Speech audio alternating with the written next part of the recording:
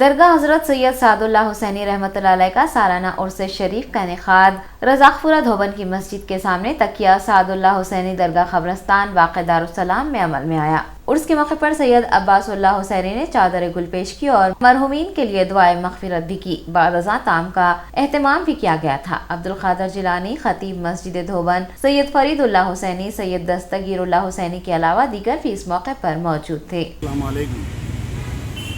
حضرت تقیہ سید سعداللہ حسینی ختم قرآن ہوا اور چادر گل ہوا۔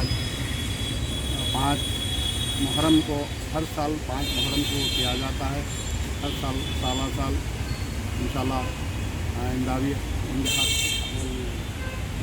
اللہ تعالیٰ سے ہم دعا کریں گے اور اللہ تعالیٰ ان کو جنت نصیب فرمائے اور ہم اللہ تعالیٰ ان کو اعلیٰ سے اعلیٰ مقام دے۔ اللہ ہماری جستجو یہ ہے کہ بھائی ان کو ان کی آخرت کے لیے دعا مانگنا ہے اور کچھ نہیں۔ میرے پردادا ہے، دادا اور پردادا تقی سعداللہ حسینی اور میرے والد سید اسد اللہ حسینی اور میرے بڑے بھائی متولی سید یاد اللہ حسینی۔ ایک سب سلسلہ جاری ہے انشاءاللہ تعالیٰ۔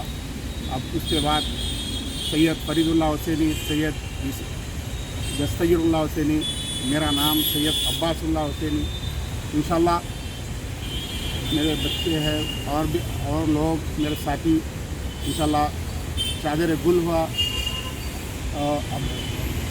مسجد جازر دھوبن کی مسجد کے خطیب اور امام صاحب عبدالقادر جیلانی مول صاحب آ کر چادر گل چڑھائے ہیں اور دعا فرمائے۔